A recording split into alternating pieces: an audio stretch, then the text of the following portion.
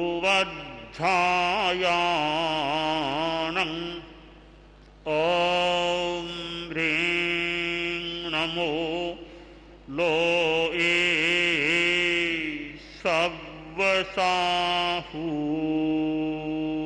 सव्वसाहूणं ॐ ह्रीं नमो अरहन्ताणं ॐ ह्रीं नमो सिद्धाणं ॐ ह्रीं नमो आयर्याणं ॐ ह्रीं नमो उवध्यायाणं ॐ ह्रीं नमो लोए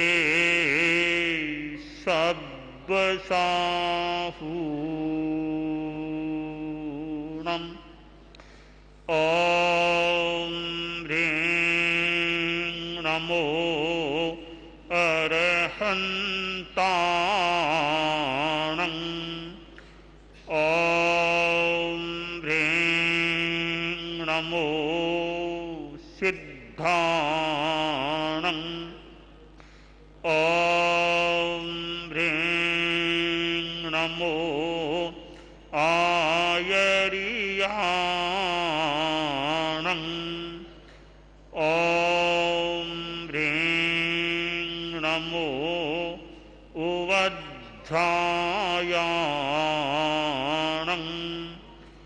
ॐ ह्रीं नमो लोए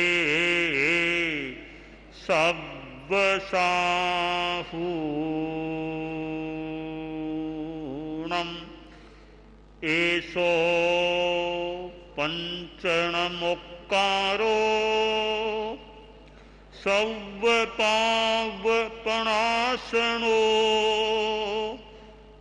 मङ्गलानं च सव्वेशिं पठमं हव इमङ्गलं पठमं हव इमङ्गलम्।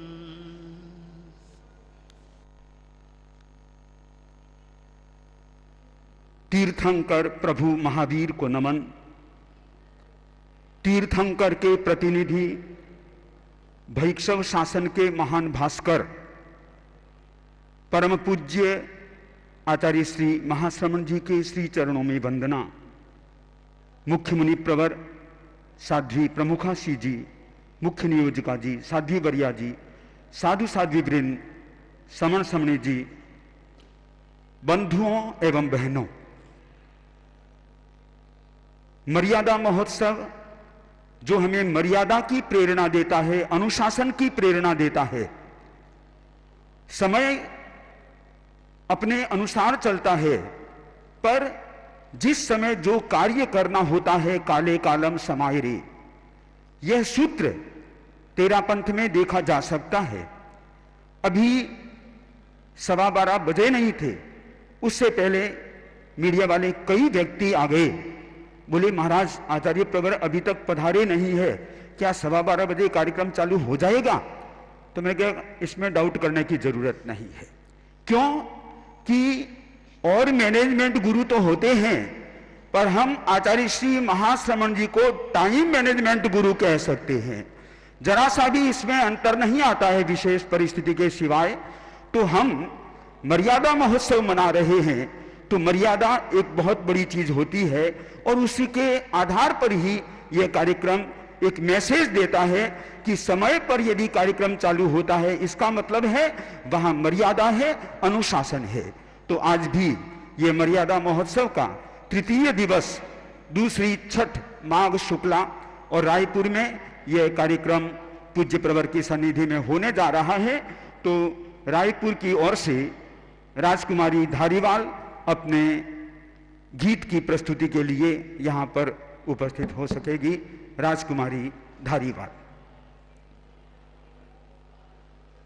आचार्य भिक्षु जिनका ये धर्म संघ है और श्रीमद जयाचार्य द्वारा चलाया गया यह मर्यादा महोत्सव, और उसी के उपक्रम को आज और संपादित कर रहे हैं गीत की प्रस्तुति। जय जय महाश्रमणम्, जय जय महाश्रमणम्, जय जय महाश्रमणम्, जय जय महाश्रमणम्, जय जय महाश्रमणम्। हे प्रार्थना गुरुदेव से मनोशासनम नित बड़े, हे प्रार्थना गुरुदेव से मनोशासनम नित बड़े। अति उच्चतम जीवन बने, मर्यादा की धारा बहे। अति उच्चतम जीवन बने, मर्यादा की धारा बहे। हम हैं पुजारी संघ के, गुरुदेव के आदेश के। संगठन ही प्राण हो, संगठन ही त्राण हो। संगठन ही प्राण हो, संगठन ही त्राण हो। एक कल्प वृक्ष की छाया में श्रद्धा से शीश झुकाया है। समर्पण लौ जलाया है, समर्पण लौ जलाया है। पौरुष से सजाया है। अनुशासन के सागर में बूंद बनकर हम समाए। सेवा से सुदृढ़ बने, संग की गरिमा गाए। सेवा से सुदृढ़ बने, संग की गरिमा गाए। भिक्षु की मर्यादा को जयाचार्य ने उत्सव दिया। भिक्षु की मर्यादा को जयाचार्य ने उत्सव दिया। तुलसी महाश्रमण ने अमृतमय सिंचन किया। तुलसी महाश्रमण ने अमृतमय सिंचन किया। हे प्रार्थना गुरुदेव से मनोशासनम नित बड़े। अति उच्चतम जीवन बने, मर्यादा की धारा बहे। मर्यादा की धारा बहे। ओम अरहम। रायपुर में ये मर्यादा महोत्सव संपादित हो रहा है, तो आचार्य श्री महाश्रमण मर्यादा महोत्सव व्यवस्था समिति रायपुर के अध्यक्ष श्री महेंद्र कुमार जी धारीवाल अपने विचारों के साथ में यहाँ पर उपस्थित हो रहे हैं। श्री महेंद्र कुमार जी धारीवाल। आचार्य भिक्षु का जो बलिदान है उसी का परिणाम है ये तेरा पंथ। तुम्हारा बलिदान आज वरदान बन गया, तुम्हारा अनुसंधान आज सम्यक ज्ञान बन गया। काम कमाल का किया वीर भिक्षु तुमने, तुम्हारा दर्शन आज जन जन का प्राण बन गया, जन जन का प्राण बन गया। इसी तेरापन धर्म संघ के मर्यादा महोत्सव पर अपने विचारों के साथ में महेंद्र कुमार जी धारीवाल। परम श्रद्धे गुरुदेव के चरणों में वंदन, यहाँ विराजित चरित्र आत्माओं को वंदन।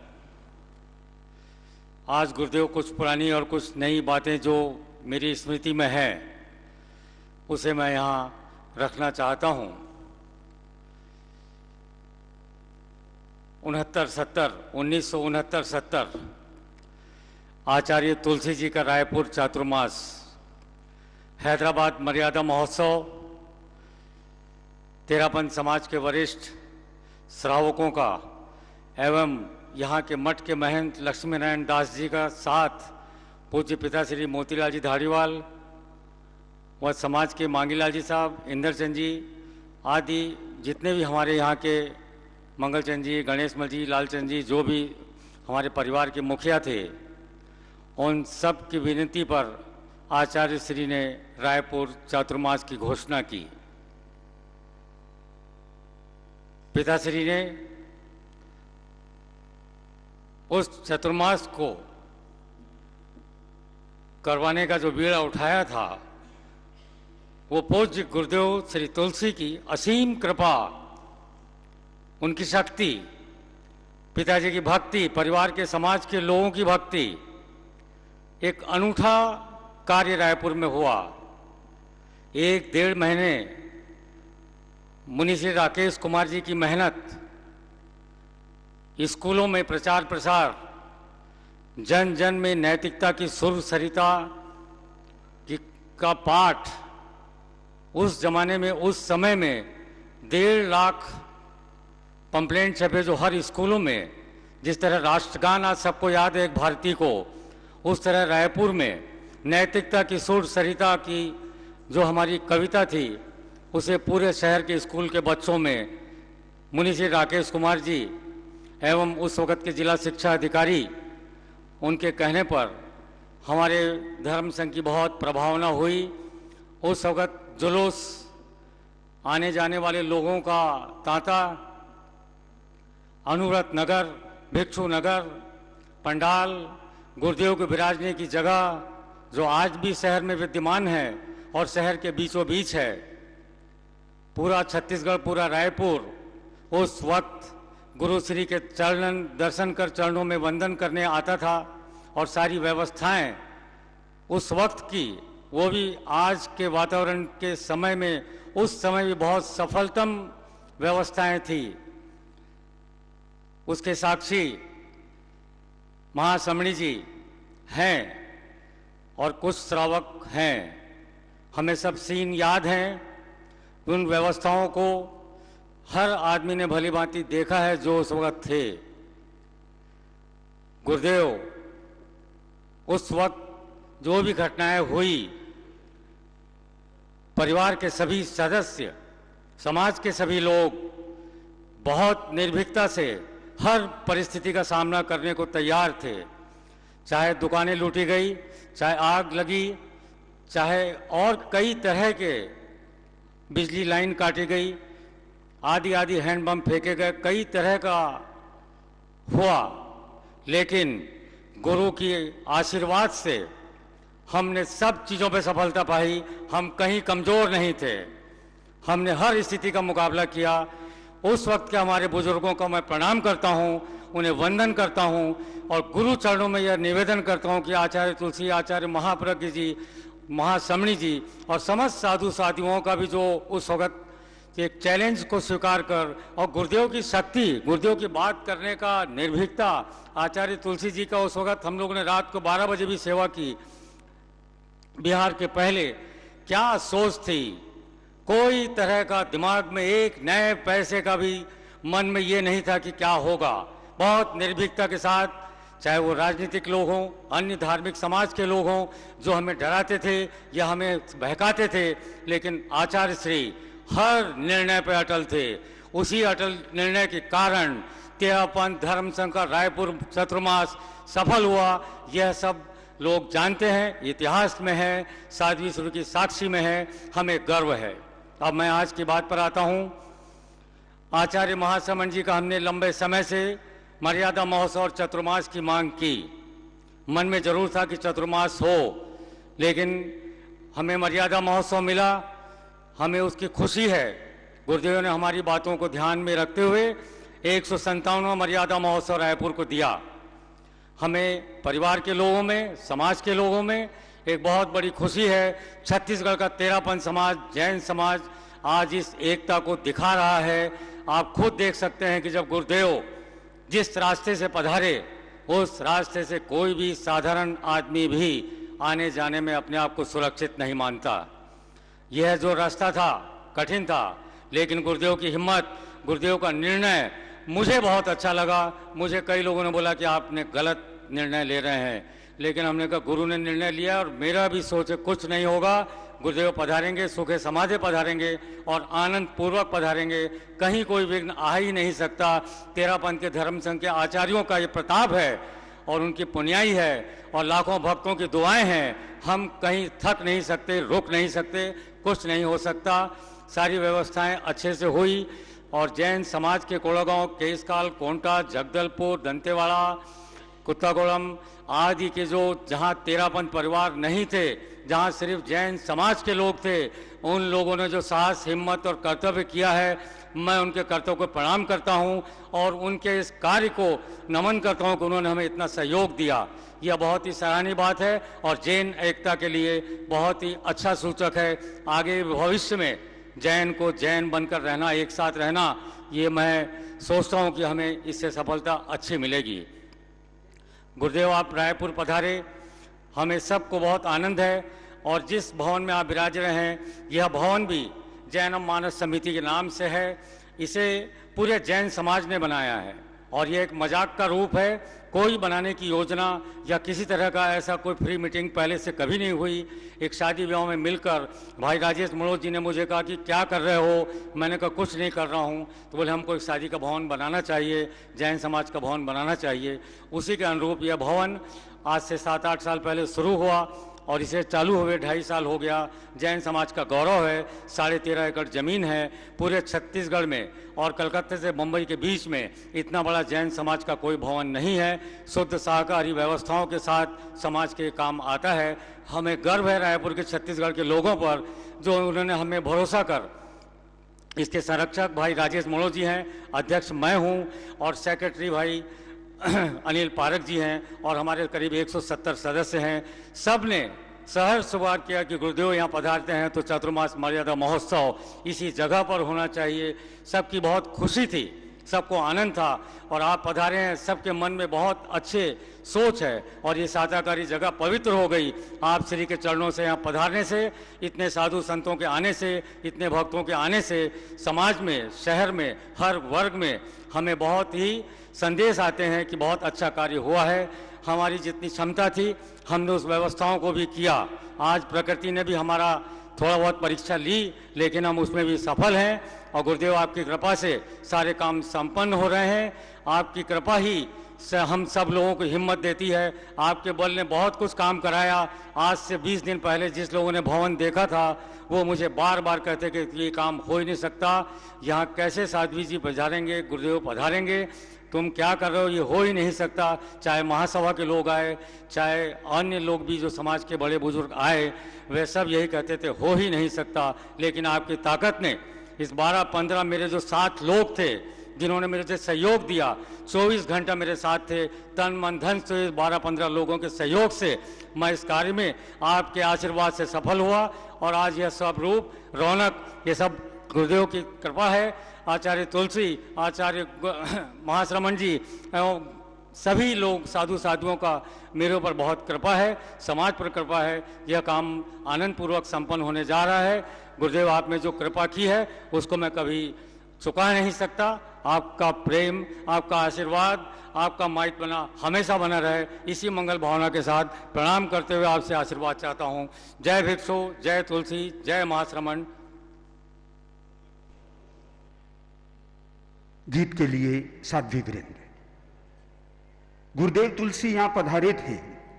उस समय धारीवाल जी ने अभी कुछ विरोध आदि की बात कही, पर आचार्य श्री महाश्रमण जी के पधारने से वो सारा कुछ धुल गया और एक वो रास्ता लेने से कोमटा से धमतरी तक एक ऐसा माहौल बना, कई कई बार तो लोगों के मुख से ये निकलता कि ये कहां के आचार्य आ गए ऐसे, जो साधु मार्गी हो, चाहे ज्ञान गच्छ वाले हो, चाहे दिगंबर हो, मूर्ति पूजक हो, जैन हो, अजैन हो, कोई भी हो, तेरापंथी हो, सभी इनके चरणों में आ जाता है। ऐसा कौन सा जादू इनके पास में है?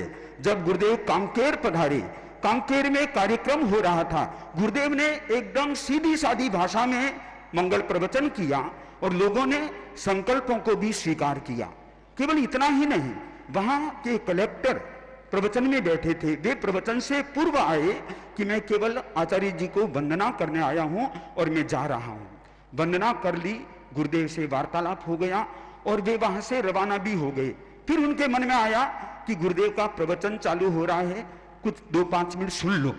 तो वे सुनने के लिए बैठे। अब उनका मन नहीं हुआ उठने का।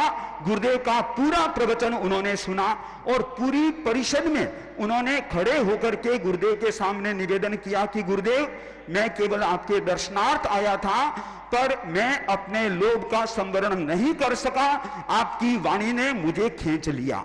ये पूज्य प्रवर की मंगल वाणी का चमत्कार है। तो ये केवल जैन समाज में नहीं, जन समाज में पूज्य प्रवर की प्रतिष्ठा ने यह दिखा दिया है।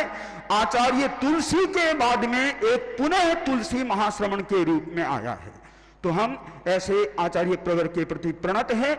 निवेदन साध्वी वृंद गीत के लिए।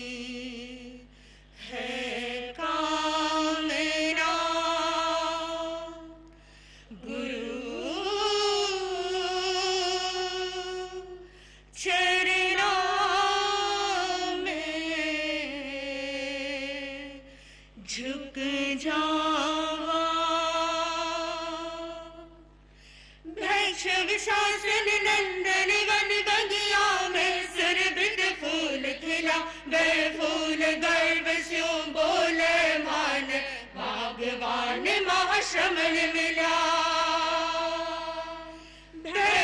शासन नंदन वन बगिया में सुरभित फूल खिला, वे फूल गर्भ से बोले मान, बागवान महाश्रमण मिला।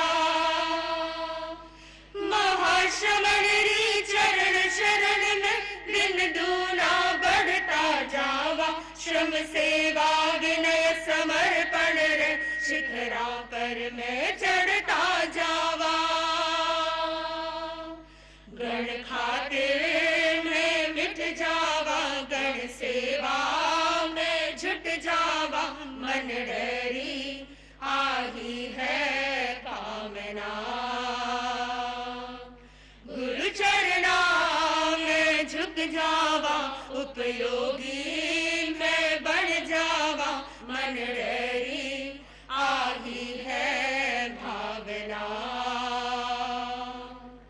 शासन रोहित ही अपरोहित, हर मन में विश्वास जगे, गुरु आज्ञा में चारण यारी, सब दुख दुविधावा दूर भगे।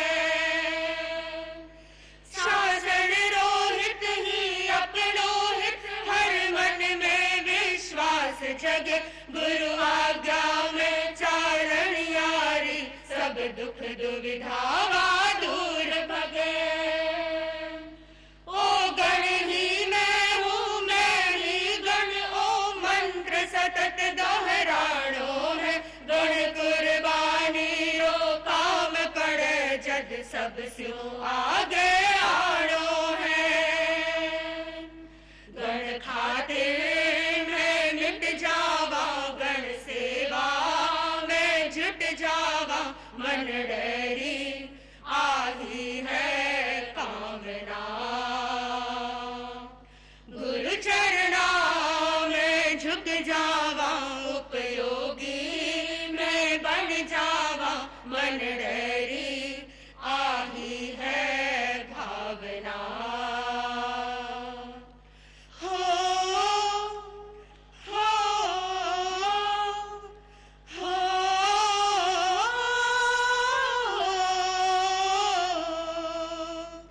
बलिदानी संता सतियारी, जावा सौ सौ बलिहारी। दे अपने खून पसीने शु सींची है गणरी फुलवारी। बलिदानी संता सतियारी, जावा सौ सौ बलिहारी। दे अपने खून पसीने शु सींची है गणरी फुलवारी। दे आत्मा थी हाँ परमार्थी हाँ, चरणाशीष झुकावा में। बारे पद चिन्हा पर चाला, गणरी नीवा गहरावा में। गण खातिर मैं मिट जावा, गण सेवा में जुट जावा। मन डरी आही है कामना, गुरु चरणा में झुक जावा। उपयोगी मैं बन जावा, मन डरी आही है भावना। मर्यादारो कवच पहन, मजबूत किले में घुस जावे। दे रवे सुरक्षित जीवन भर, ऊनो झोलो भी नहीं आवे। मर्यादारो कवच पहन, मजबूत किले में घुस जावे। दे रवे सुरक्षित जीवन भर, ऊनो झोलो भी नहीं आवे। मर्यादा में चाले बार, पग पग निधिया बिछ जावे। गुरुवरी मेहर नजर पावे, दे भव सागर स्यों तिर जावे। गण खातिर मैं मिट जावा, गण सेवा में जुट जावा। मन डरी आही है कामना, गुरु चरणा में झुक जावा। उपयोगी मैं बन जावा, मन डरी आही है भावना।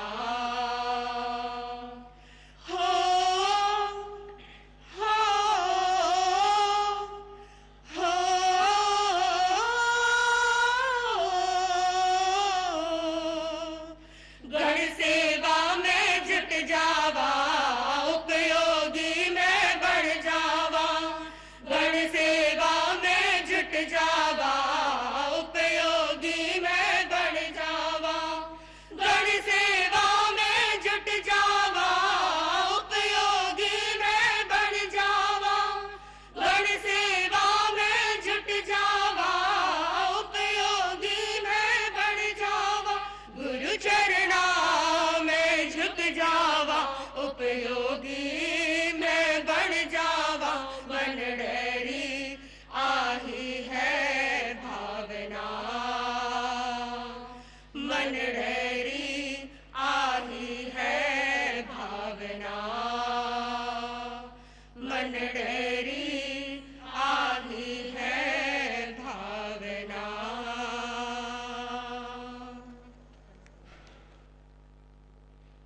गण सेवा में जुट जावा, ये मन की भावना मर्यादा महोत्सव पर यह विशेष रूप से भावना और बलवती बनती है। पूज्य प्रवर जब ये बस्तर संभाग की यात्रा करा रहे थे, साध्वी प्रमुखा जी से निवेदन करना चाहूंगा मैं कि उस समय आचार्य प्रवर का केस काल में पदार्पण हुआ। दूसरे दिन श्री गिरिजा शंकर मिश्रा वे गुरुदेव के स्वागत के लिए उपस्थित हुए। उन्होंने गुरुदेव का स्वागत किया और साथ में इस बात का भी जिक्र किया कि आचार्य तुलसी रायपुर में पधारे थे, विरोध हुआ था, पर वो बिना मतलब का विरोध था। उस समय उन्होंने एक संस्कृत में लेख लिखा था संस्कृत भाषा पर, और उसका यह है संस्कृत साहित्य अवदानम तेरा पंथस्य, और यह पूरे छत्तीसगढ़ प्रांत में पुस्तक चलती है 12वीं क्लास की संस्कृत सामान्य, जो आज भी यह पुस्तक साक्षी है कि तेरा पंथ का संस्कृत साहित्य में क्या अवदान रहा है। यहाँ पर कई नाम दर्शाए हैं, आचार्य तुलसी, आचार्य महाप्रज्ञ, युवाचार्य श्री महाश्रवण, मुनि श्री चौथमल जी आदि साध्वियों के नाम भी इसमें है। तो यह पूज्य प्रवर की यात्रा उस समय में मिश्रा जी ने कहा गुरुदेव को, गुरुदेव मैं तो आपका स्वागत इसलिए करता हूं कि तेरा पंथ का मानव जाति को बहुत बड़ी आपकी देन है, और संस्कृत साहित्य पर भी आपने बहुत बड़ा काम किया है तेरा पंथ धर्म संघ ने। तो जहां पर भी पूज्य प्रवर पधारे हैं एक अलग प्रकार का माहौल बना है। तो छत्तीसगढ़ में संस्कृत की पुस्तक का चलना और उसमें भी तेरा पंथ का चैप्टर आना, वह भी अपने आप में गौरव की बात होती है। तो हम अभी छत्तीसगढ़ की धरा पर बैठे हैं, तो मर्यादा महोत्सव का यह कार्यक्रम चल रहा है, और स्वयं गुरुदेव ने मानो बस्तर की यात्रा का मन इसलिए भी बनाया कि मुख्य मुनि भी बस्तर से जुड़े हुए हैं, और भी क्योंकि जब यात्रा होती है तो अनेक बातें सामने होती है। तो एक बात मुख्य रूप में यह भी थी कि मुख्य मुनि प्रवर का संबंध भी उस इलाके से है। तो मैं अब तो पूरे धर्म संघ के मुनि प्रवर है, मैं निवेदन करता हूं मर्यादा महोत्सव के इस पुनीत अवसर पर आप अपने उद्बोधन को प्रदान करें।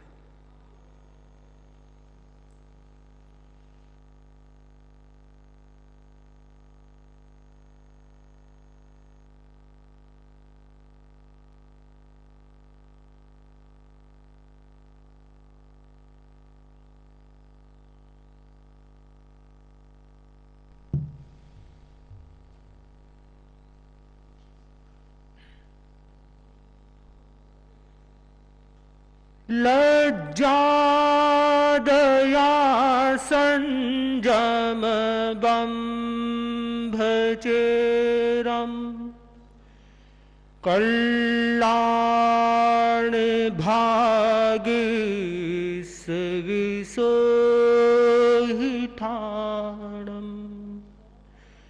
जे में गुरु सयय मनुसासयन्ति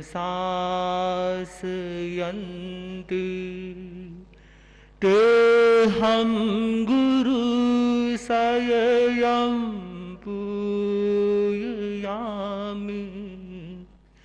ते हम गुरु सययं पूजयामि, ते हम गुरु सययं पूजयामि। परम पावन परम श्रद्धेय आचार्य प्रवर के श्री चरणों में सभक्ति वंदना। श्रद्धेय साध्वी प्रमुखा श्री जी, आदरणीय मुख्य नियोजिका जी साध्वी वर्या जी, साधु साध्वी वृंद, समन श्रेणी, श्रावक श्राविकाओं, बंधुओं, बहनों, आज के इस 157वें मर्यादा महोत्सव के इस पवित्र अवसर पर सर्वप्रथम मैं मर्यादा पुरुषोत्तम आचार्य भिक्षु को श्रद्धांजलि अर्पित करता हूँ, श्रद्धा अर्पित करता हूँ, और श्रद्धा का अर्पण करता हूँ श्रीमद् जयाचार्य के प्रति, जिन्होंने अपनी दूरदर्शिता से एक ऐसा पुनीत महोत्सव, मर्यादा महोत्सव धर्म संघ में शुरू किया, स्टार्ट किया।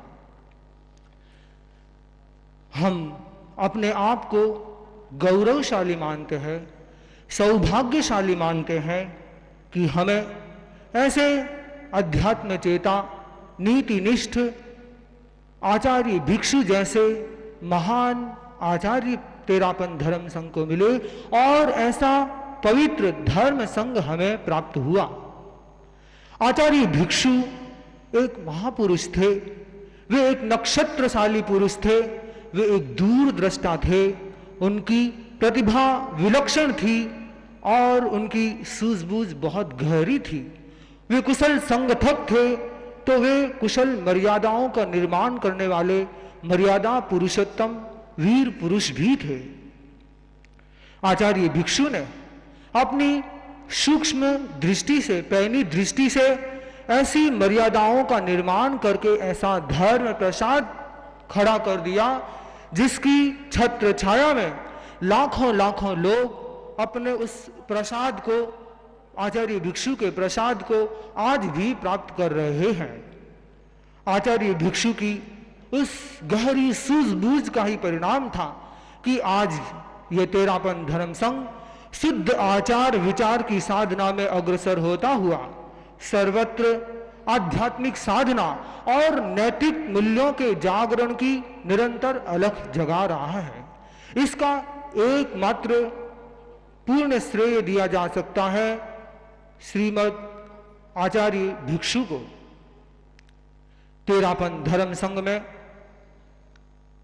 इस आचार्य भिक्षु की परंपरा को उनके अनंतर पट्टधर और परंपर पट्टधरों ने उस आचार्य भिक्षु की स्टार्ट की हुई धारा को निरंतर आगे बढ़ाया, आगे ही नहीं बढ़ाया, उस धारा को शतगुणित कर दिया, सहस्त्र गुणित कर दिया। इन सब उपलब्धियों में तेरापन धर्म संघ के महान आचार्यों का तो योगदान है ही, इसके साथ इस धर्म संघ के महान संतों, महान साध्वियों और श्रावक श्राविकाओं को भी बहुत बड़ा योगदान रहा है और वह धारा आज भी निरंतर गतिमान है और वर्तमान में हमें आचार्य श्री महाश्रमण जैसे महामहिम महापुरुष का सानिध्य प्राप्त है और आपके इस गुरुदेव की छत्र छाया में, गुरुदेव के अनुशासनत्व में ये तेरापन धर्म संघ आज भी निरंतर गतिमान है, वर्धमान है। श्रीमद जयाचार्य ने मर्यादा महोत्सव का प्रारंभ किया। प्रश्न हो सकता है कि जयाचार्य ने मर्यादा महोत्सव के लिए माघ शुक्ला सप्तमी के दिन को ही क्यों चुना? इसका भी कारण है क्योंकि माघ महीना जिस समय जयाचार्य थे उनके पूर्वाचार्यों से बहुत संबद्ध था। आचार्य भिक्षु ने प्रथम मर्यादा पत्र मृक्षर कृष्णा सप्तमी 1832 में लिखा था। उसके बीच में भी आचार्य भिक्षु ने कई मर्यादाओं का निर्माण किया और आचार्य भिक्षु ने अंतिम मर्यादा पत्र 1859 माघ शुक्ला सप्तमी के दिन संपन्न किया था। तो यह दिन मर्यादाओं की परिपूर्णता का भी दिन था और तेरापंथ के द्वितीय आचार्य भारमल जी स्वामी का भी महाप्रयाण माघ महीने में हुआ था। तेरापंथ के तृतीय आचार्य ऋषि राय का पदारोहण और महाप्रयाण दोनों माघ महीने में हुए थे और स्वयं जयाचार्य का पदारोहण इस माघ की पूर्णिमा माघ महीने में ही हुआ था। इसलिए जयाचार्य ने इस माघ महीने के इस माघ शुक्ला सप्तमी के दिन को मर्यादा महोत्सव के रूप में स्वीकार किया। स्वयं उनकी भाषा में यह दिन तेरा पंथ के लिए मंगलमय है, उत्तम है। इसलिए जयाचार्य ने इस माघ शुक्ला सप्तमी के दिन को मर्यादा महोत्सव के रूप में चुना और इसकी विधिवत शुरुआत श्रीमद जयाचार्य ने 1921 में बालोतरा से इसको व्यवस्थित प्रारंभ किया और वह मर्यादा महोत्सव का क्रम निरंतर आचार्यों की सन्निधि में बढ़ रहा है, गतिमान है। यह हमारा धर्म संघ जो संगपति से हमारा एक दूसरे का गहरा संबंध है। संस्कृत काव्य में बहुत ही एक सुंदर श्लोक आता है, मणि नावलयम वलयेन मणि नावलयेन विभाति करः पयसा कमलम कमलेन पयसा कमलेन विभाति सरः। अर्थात मणि से हाथ का कंकण सुशोभित होता है और कंकण से वे मणियां सुशोभित होता है, और कंकण और मणियों के उन दोनों के सुंदर योग से हाथ की शोभा बढ़ जाती है। कमल से पानी की शोभा बढ़ती है और पानी से कमल की शोभा बढ़ती है, पानी और कमल से उस सरोवर की शोभा बढ़ जाती है। वैसे ही तेरापन धर्म संघ के आचार्य संगपति और साधु साध्वियों के योग से वह शोभा, धर्म संघ की शोभा और निरंतर बढ़ जाती है, सुंदर हो जाती है। तेरापन धर्म संघ में आचार्य भिक्षु के हम आभारी हैं कि उन्होंने ऐसी मर्यादाओं का निर्माण किया, ऐसी व्यवस्था की कि संगपति का संबंध हमारा गहरा हो गया, इतना गहरा हो गया कि जिसे कोई तोड़ न सके, वह अटूट संबंध बन गया।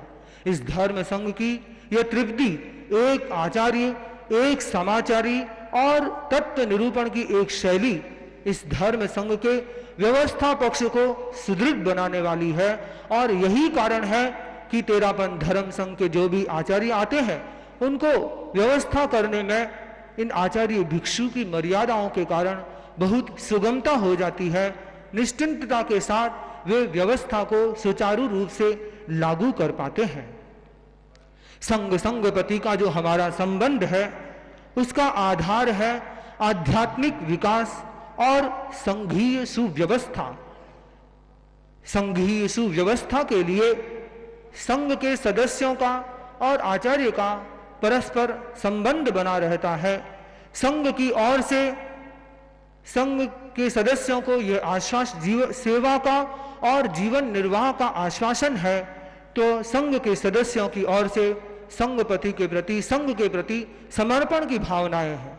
ये दोनों तेरापन धर्म संघ की आज भी दुर्लभ विशेषताएं बनी हुई हैं। और हमारे धर्म संघ के आचार्य हर धर्म संघ के प्रत्येक सदस्य के लिए एक आश्वास है, विश्वास है, और आचार्य जहां तक हो सके हर साधु को, हर साध्वी को निभाने का प्रयास करते हैं। एक घटना प्रसंग में बताना चाहूंगा कि परम श्रद्धेय आचार्य प्रवर का चेन्नई महानगर में चतुर्मास था और वहां पर एक ऐसी परिस्थिति बनी,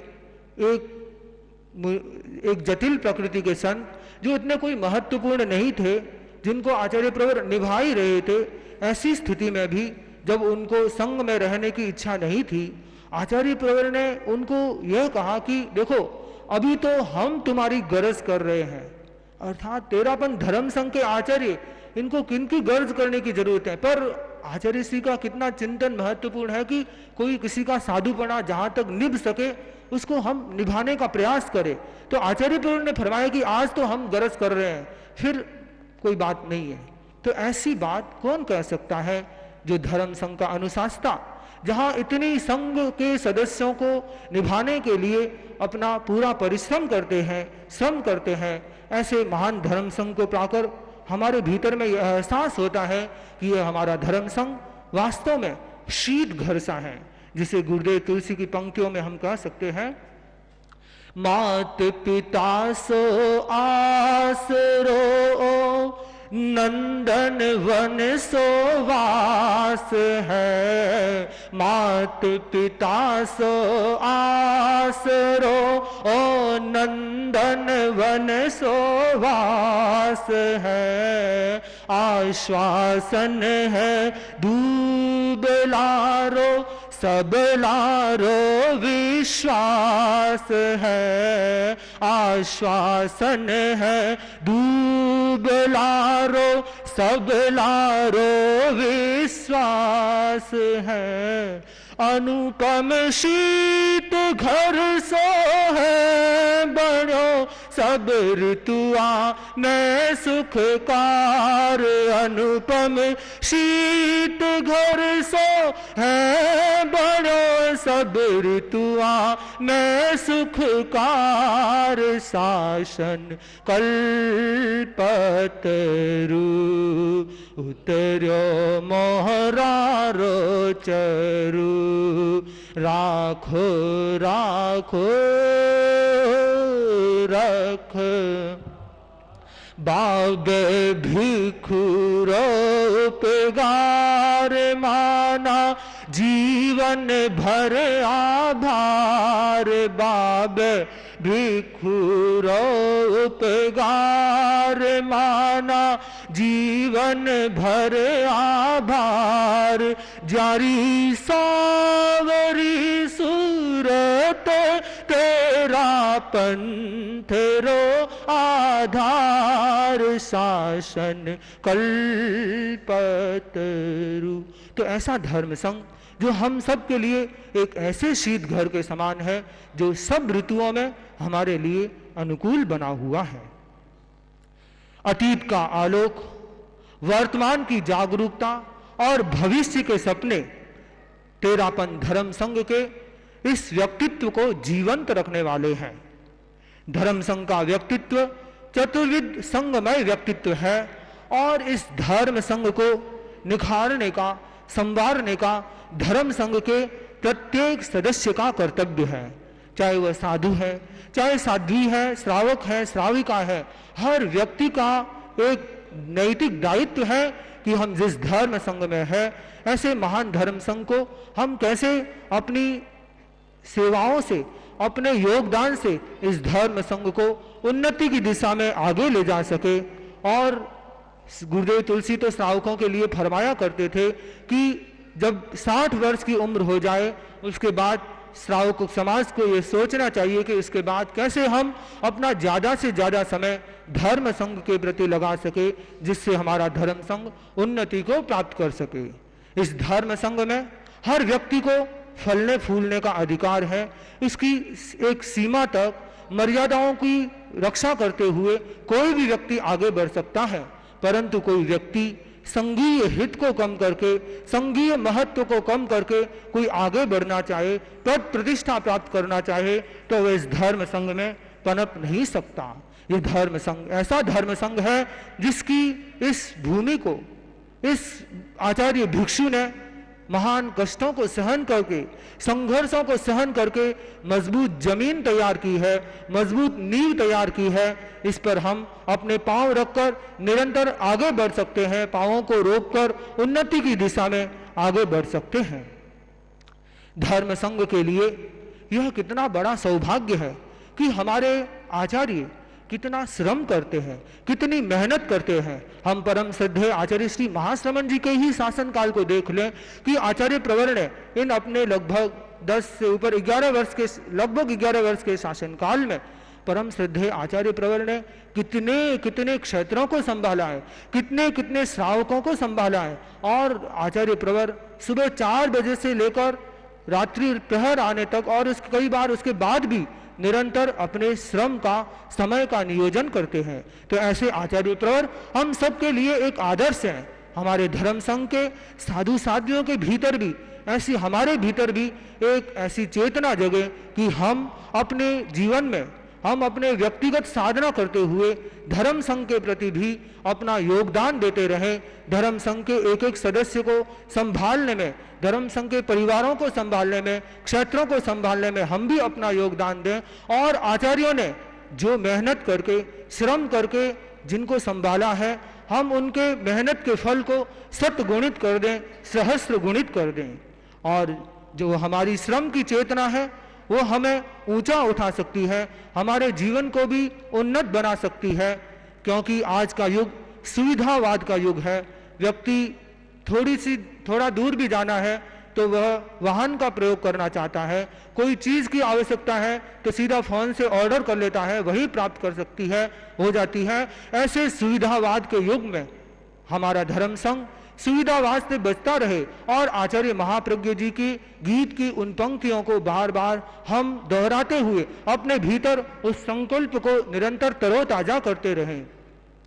सुविधावादी नहीं बनेंगे, मानस को सरसाएंगे। सुविधावादी नहीं बनेंगे, मानस को सरसाएंगे। मरण धार सुध मार्ग मर्म को हम आदर्श बनाएंगे। अनुशासन की हर रेखा में अरुणिम रंग भरेंगे हम। मर्यादा के अक्षर अक्षर का सम्मान करेंगे हम। आकर्षण है देव तुम्हारे तेजस्वी सन्यास में। गाओ गाओ गीत प्रगति का, जीना है विश्वास में। सत्यम शाश्वतम, सत्यम शाश्वतम, सत्यम शाश्वतम, सत्यम शाश्वतम। तो आचार्य भिक्षु के उस तेजस्वी सन्यास को आदर्श बनाकर और वर्तमान आचार्य के जीवन को आदर्श बनाकर हम अपने भीतर भी उस श्रम की चेतना के उस दीपक को निरंतर प्रज्वलित रखें और कष्ट सहिष्णुता की भावना के साथ हम भी इस सुविधावाद से दूर रह सकें, तो हमारा सन्यास भी तेजस्विता की दिशा में आगे बढ़ सकता है। धर्म संघ में अनेक मर्यादाएं बनी हुई है। संघ साधु साध्वियों के लिए भी मर्यादाएं हैं और आचार्य भिक्षु ने तो जो संघ में रह रहे हैं उनके लिए भी मर्यादाएं बनाई। जो संघ मुक्त हो गए उनके लिए भी मर्यादाएं बना दी।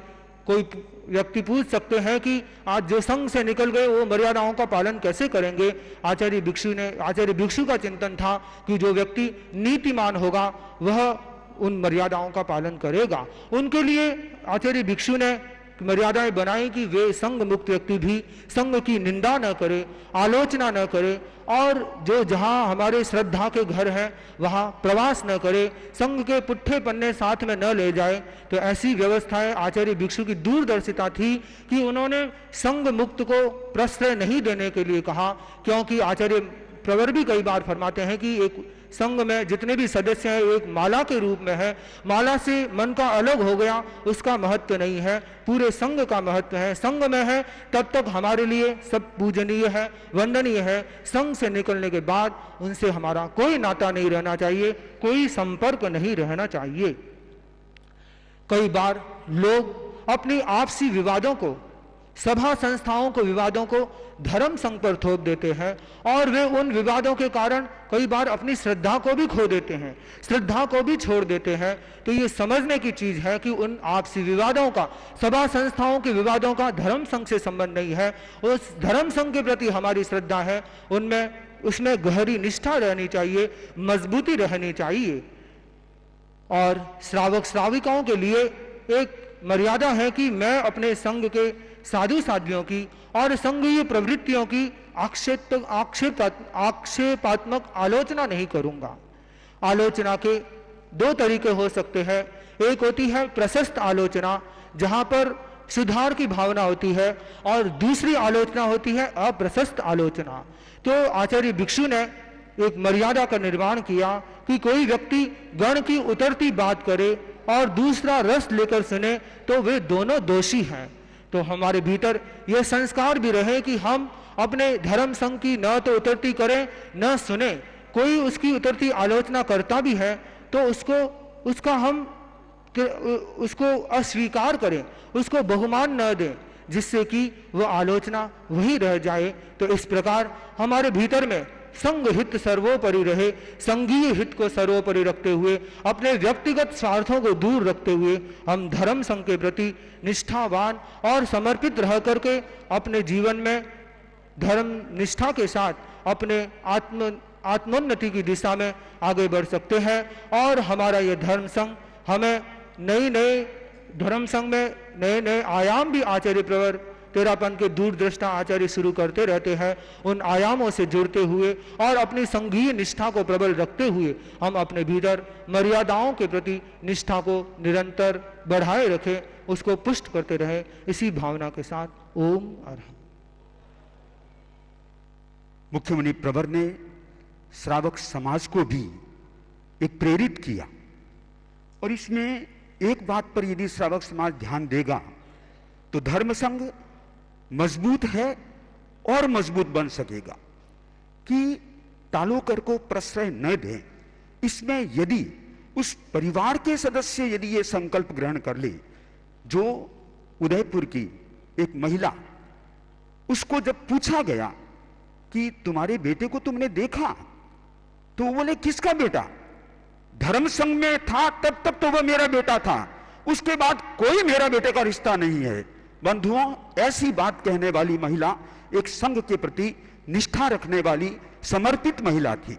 तो हमें भी इस बात को ध्यान में रखना है कि प्रश्रय उनको नहीं देना है। अब मैं निवेदन करता हूं, मर्यादा, अनुशासन और ज्ञान का प्रकाश बांटने के लिए एक महान सूर्य तेरापन धर्म संघ के एकादशम अधिशास्ता परम पूज्य आचार्य श्री महाश्रमण जी को, आचार्य प्रवर जब यहां जैनम मानस समिति भवन पधार रहे थे, नहर का मार्ग था, तो वहां महेंद्र जी धारीवाल भी साथ में चल रहे थे। वे बोले महाराज दो सूर्य चल रहे हैं।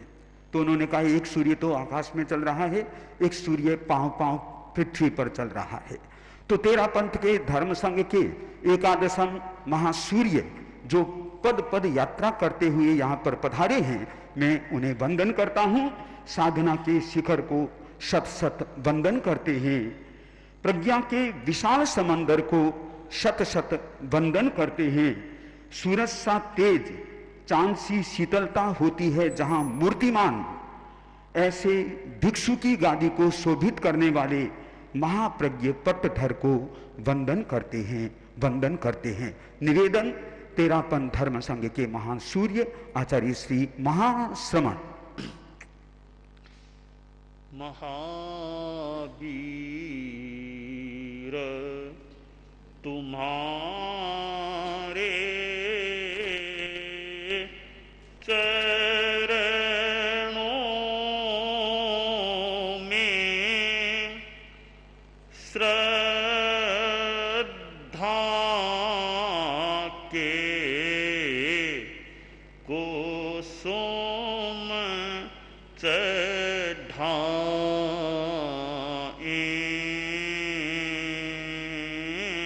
हम ऊंचे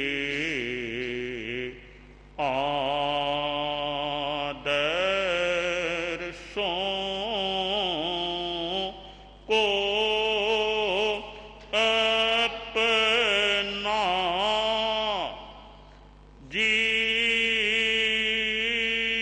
जीवन की ज्योति जगाए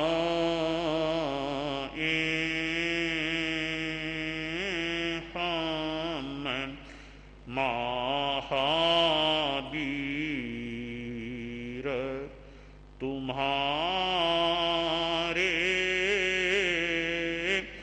चरणों में श्रद्धा के कुसुम चढ़ाए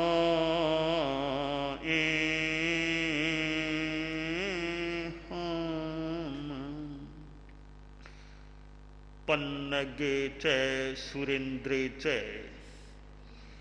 कौशिके पाद संस्पृशि निर्विशेष मनस्काय श्री वीरस्वामिने नमः। आर्हत वाङ्मय में कहा गया है, सोच्चान मेहावी सुभाषियाइन सुसुसये आयुर्यप्पमत्तो आराह इत्तान गुणे अणेगे से पावई सिद्धि मनुत्तरम। शास्त्र में कहा गया है कि सुभाषितों को सुनकर, हमारे आगम वाङ्मय में कितने सुभाषित हैं, अच्छी अच्छी शिक्षाप्रद बातें हैं। उन बातों को आदमी सुने, जाने और अपने आचार्य के प्रति अप्रमत्त भाव से शुश्रूषा भाव रखे, शुश्रूषा करे, आचार्य को सुनने की इच्छा भी रखे, आचार्य की यथोचित सेवा भी करे,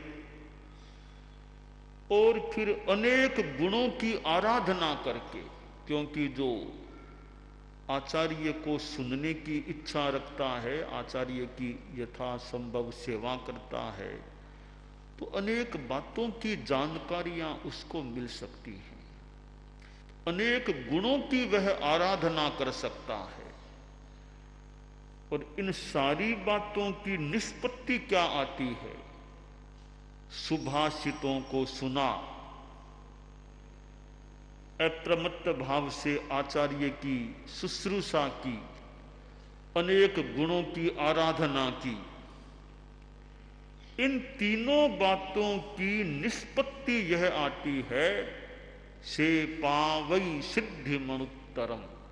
वह शिष्य, वह व्यक्ति अनुत्तर सिद्धि को प्राप्त हो जाता है, ऐसी सिद्धि जिसके बाद और कोई सिद्धि है ही नहीं। और वह सिद्धि मोक्ष की सिद्धि, फिर कुछ भी पाना अवशेष नहीं रहता है। हमारा धर्म संघ, जिसमें सुभाषितों को पढ़ा भी जाता है, बांचा जाता है, सुनने वाले सुनते भी हैं, संभव है, और आचार्य के प्रति शुश्रूषा भी देखने को मिलती है, सेवा की भावना भी देखने को मिलती है, और गुणों की आराधना भी अपने अपने ढंग से, अपनी अपनी स्थिति के अनुसार होती है, की जाती है। इसका मतलब है हम अनुत्तर सिद्धि की ओर मानो यथासंभवतया गतिशील हैं। आराधना की बात कही गई कि आचार्य की आराधना करके, हमारे यहाँ एक विधि चलती है, चतुर्दशी को हाजिरी, यानी साधु साध्वियों की उपस्थिति होती है। हालांकि पिछले कई महीनों में तो वह हाजिरी गैर हाजिरी हो गई है, उसका नाम मानो किसी रूप में गैर हाजिरी हो गया है कि न साधु साध्वियों को हम बुलाते हैं, न वो उस रूप में मर्यादा पत्र का वाचन करते हैं। पर वो परंपरा है, वर्तमान में परिस्थिति के कारण वह हाजिरी का क्रम बंद हो गया, परंतु है बड़ा महत्वपूर्ण उपक्रम कि यदा कदा मर्यादाओं के बारे में, व्यवस्था के बारे में प्रवचन किया जाता है, पाठ किया जाता है, स्मरणा कराई जाती है, प्रेरणा दी जाती है, तो कुछ ताजगी रह सकती है। कोई सुनने को न मिले, कुछ सुनने को न मिले, कोई बताने वाला नहीं, तो धीरे धीरे श्लथता आ सकती है, सुस्ती आ सकती है। इसलिए हमारे यहाँ जो वर्ष में 3 बार मर्यादावली वाचन का क्रम है, अनुशासन संहिता का भी क्रम है, इधर मर्यादा पत्र हाजिरी का क्रम है, और प्रतिदिन लेख पत्र बोलने का क्रम है। ये क्रम बड़े ताजगी रखने वाले, फ्रेशनेस, ताजगी रखने वाले हैं, हमारी मर्यादाओं के प्रति, व्यवस्थाओं के प्रति जागरूकता रह सके।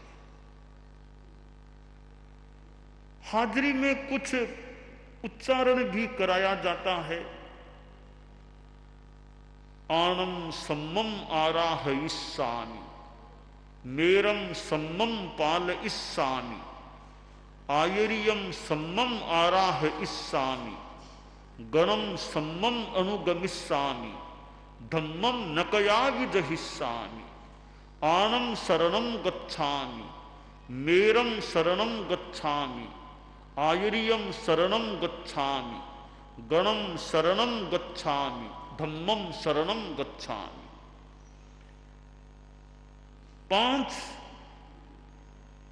बातें बताई गई। 5 की शरण में रहना, शरण में जाना, शरण स्वीकार करना और आराधना, पालन, अनुगमन करना, वे 5 चीजें हैं। आज्ञा, मर्यादा, आचार्य, गण और धर्म। इन 5 की शरण स्वीकार करना, इनकी आराधना, परिपालन, अनुगमन करना। आणम सम्मम आराह इस्सामी, आज्ञाम सम्यक आराधयिष्यामि, मैं आज्ञा की सम्यक आराधना करूंगा। जिनेश्वर देव की जो आज्ञा है उसकी आराधना करें। और वर्तमान में हमारे पास आगम है। जिनेश्वर भगवान तो साक्षात यहाँ भरत क्षेत्र में वर्तमान समय में उपलब्ध नहीं हो रहे हैं, तो आगम हैं, वो हमारे लिए महत्वपूर्ण है। हमारी साधना का एक बड़ा आधार, दिशा निर्देशक ग्रंथ समुच्चय वह आगम है, और आगम को प्रमाण का स्थान प्राप्त है। 32 आगम हमारे धर्म संघ में सम्मत हैं, मान्य हैं, प्रमाण भूत हैं। 11 अंग, 12 उपांग, 4 मूल, 4 छेद और 1 आवश्यक, यूं 32 हो जाते हैं। ये आगम 32 ही है। ये 32 आगम हमारे जैन श्वेतांबर 13 पंथ धर्म संघ में प्रमाण के रूप में प्रतिष्ठित है। और आगमों का स्वाध्याय करना मानो कि साधु की एक खुराक है। और भोजन करना वह तो ठीक है, वो भी संयमी शरीर की खुराक है। आहार लेना होता है, पानी लेते हैं, वो भी शरीर की खुराक है। संयमी शरीर की खुराक है तो वो भी एक अच्छा बिंदु है। पर आगम हमारे संयम की खुराक है। संयम को पुष्ट रखने के लिए आगम का स्वाध्याय बहुत महत्वपूर्ण है। हमारे साधु साध्वियां भले गुरुकुलवास में अवस्थित हैं, भले बहिर्विहार में हैं, समण श्रेणी सदस्य भले कहीं भी प्रवास कर रहे हैं, यहाँ वहाँ, आगम स्वाध्याय के प्रति हमारा रुझान रहना चाहिए कि जितना समय मिले, सुबह मिले, दोपहर में मिले, शाम को मिले, रात में मिले, आगम का स्वाध्याय करें। और साधु के हाथ में सुबह सुबह कोई आगम जैसा ग्रंथ हो तो बहुत बढ़िया है कि साधु के हाथ में आगम है। वो जैसे कहा जाता है कि हाथ की शोभा क्या, कि कंकण नहीं, कंकण तो ठीक है भाई, दान हाथ की शोभा, वो एक संदर्भ में वो बात है। और मैं साधु साधियों के लिए कहता हूं कि साधु के हाथ की शोभा आगम हाथ की शोभा है। हाथों में आगम है। कोई समय में वो हरी पटड़ीर ऊपर पन्नार वो कामी फुट रख करके व्याख्यान में बांधा जाता, तो ऐसा साधु के हाथ में है। मां आजकल किताबें हैं, तो आगम हाथ में है, किसी के हाथ में ठाणंग है, किसी के हाथ में भगवई है, किसी के नाया धम्म कहो, किसी के 10वें आलियम उत्तर जैनानी। आगम हाथ में है तो मानो हाथ की शोभा। हमारे बाल मुनियों के हाथ में 10वें आलियम का वो चौपनिया है, उत्तर जैनानी का चौपनिया है, याद कर रहे हैं, सीख रहे हैं, तो हाथ की शोभा है आगम। क्योंकि हाथ में क्या है, हाथ की शोभा आगम है। और दूसरी देखें तो हाथ की शोभा है सेवा। हमारे हाथों से किसी की सेवा हो रही है तो वह भी सेवा भी हाथों का एक प्रकार का आभूषण है। कि कौन से हाथ पवित्र हैं, बहुत बढ़िया हाथ धो लिए, ठीक है, सफाई की अपेक्षा हो सकती है, साबुन से धो लिए, सर्फ से धो लिए, बहुत बढ़िया धो लिए कि हाथ बिल्कुल साफ हैं, ठीक है, वो भी एक बात ठीक है। पर वे हाथ महासाफ हैं, पवित्र हैं, जो हाथ सेवा में लगते हैं, किसी की सेवा करते हैं, तो वे हाथ पवित्र हैं जो सेवा में लगते हैं। तो आगम हाथ में है तो हाथ की शोभा, और सेवा में हाथ लगे तो भी हाथ की शोभा। आगम स्वाध्याय के प्रति हम यदा कदा ध्यान दें कि मेरे आगम का स्वाध्याय होता है या नहीं। सज्जायम्मिरओसया स्वाध्याय रतः सदा, रोज जितना हो सके स्वाध्याय में रत हो जाएं। और कंठस्थ हैं अगर 10वें आलियम उत्तर जैनानी ऐसे और भी आगम हो सकते हैं, तो एक प्रकार से वो हमारे दिमाग की भी शोभा है कि दिमाग में आगम है। कंप्यूटर की बात है कि और क्या सामग्री कितनी भीतर में सन्निहित है, तो हमारे दिमाग में आगम की कितनी सामग्री सन्निहित है। एक प्रकार का कंप्यूटर हमारा दिमाग बन जाए, इसमें कितना आगम, आगम का ज्ञान, तत्व ज्ञान की बातें, अध्यात्म की बातें हमारे ब्रेन में उन फीड की हुई है, स्थित है। तो हाथों की शोभा आगम है, और मस्तिष्क में भी हमारे कुछ हिस्से में, कुछ अंशों में वे आगम के ज्ञान की बातें रहे, आगम कंठस्थ के रूप में स्मृति में रहे।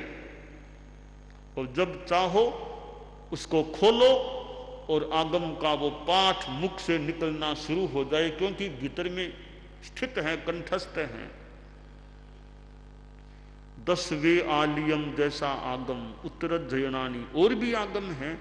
ये 1 2 3 आगम तो याद हैं, उनको चितारते रहें जब जब समय की अनुकूलता हो, और फिर अर्थ का बोध हो जाए, फिर तो कहना ही क्या, अच्छी तरह समझ ले। यानी चितारते समय अर्थ भी दिमाग में आने लग जाए, अर्थ का बोध होता रहे, वो तो बहुत ही एक अच्छी बात हो जाती है आगम स्वाध्याय की दृष्टि से।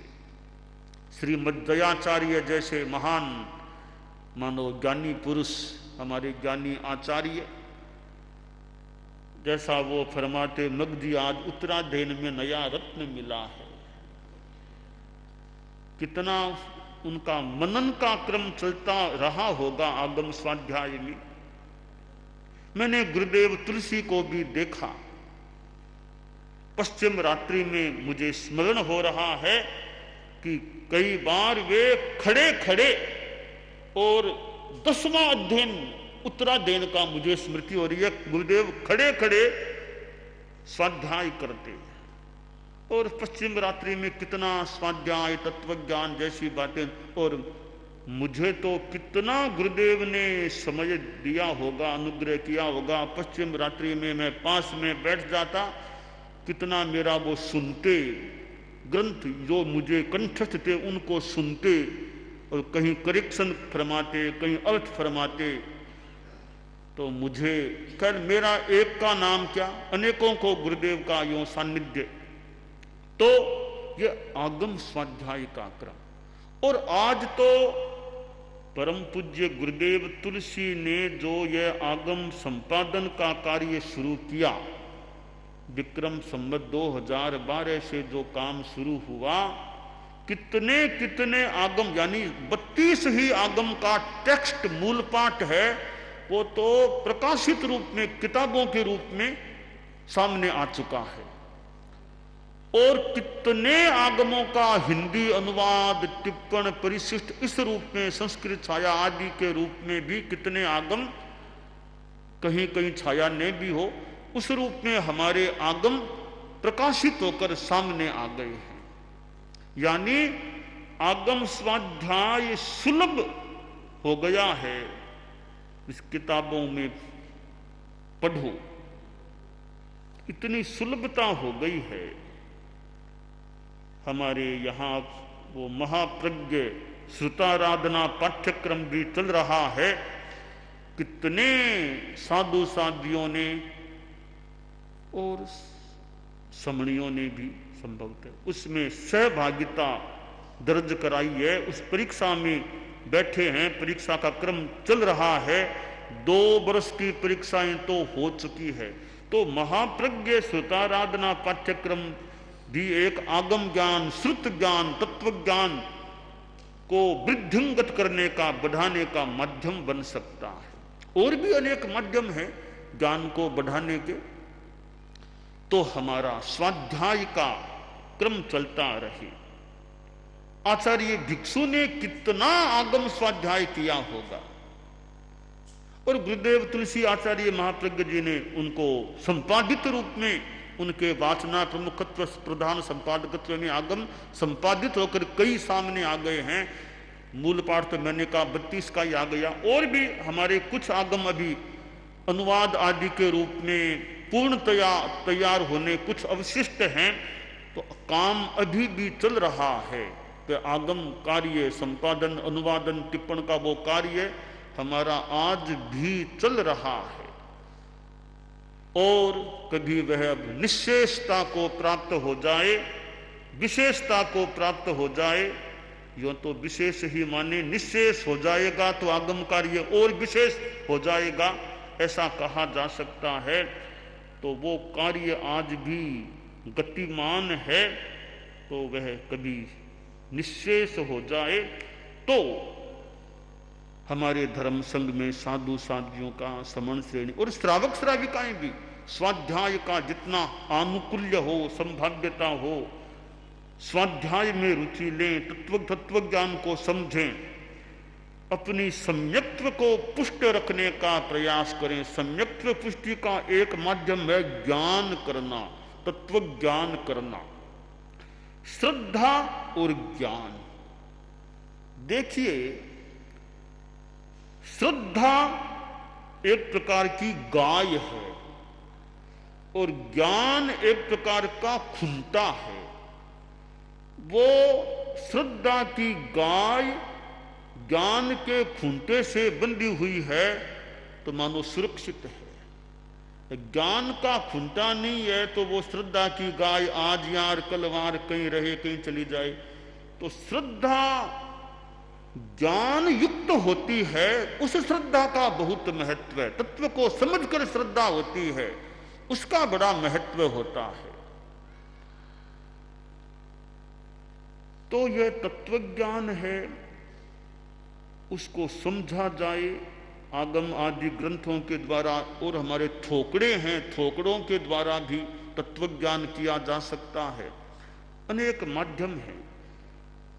तो श्रद्धा ज्ञानाधारित तो ज्ञान युक्त हो, कसाय की मंदता भी चाहिए, ज्ञान युक्तता हो, और ज्ञान में भी तत्व को समझने की चेष्टा हो कि क्या बात है।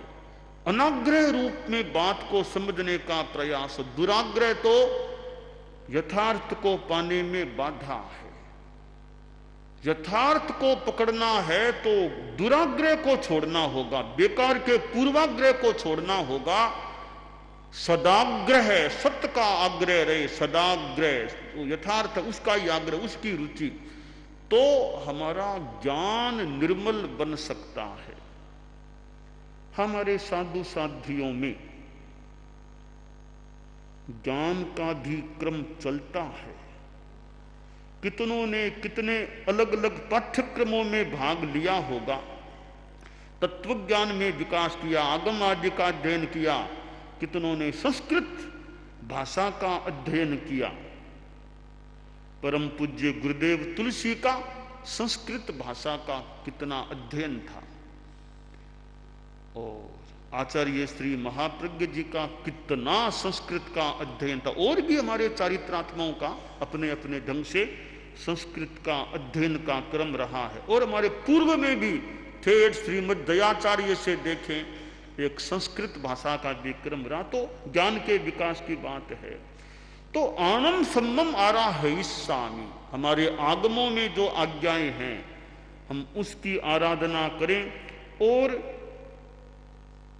अपने आचार्य की आज्ञा की आराधना करें कि गुरु की क्या आज्ञा है, आचार्य की क्या आज्ञा है। तो आज्ञा के प्रति आराधना,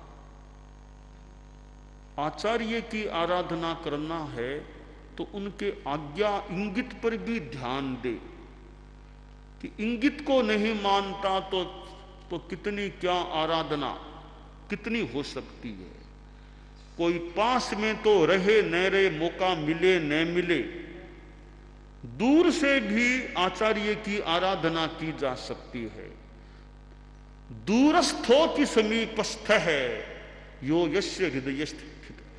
दूर में रहने वाला भी समीप में रहने वाला है, दूर से भी आचार्य की आज्ञा इंगित उसके प्रति जागरूकता है। और मुझे संतोष हो रहा है हमारे धर्म संघ में साधु साध्वियों में आज्ञा के प्रति कितनी सावधानी है, जागरूकता है। परंपरा भी है, हमारी परिस्थितियां भी ऐसी है कि आज्ञा को बिना पाले काम भी चलना मुश्किल है। तो रुझान भी है कि आचार्य प्रवृत्ति आज्ञा क्या, इंगित क्या। समण श्रेणी में भी आज्ञा के प्रति वही बात ठीक है।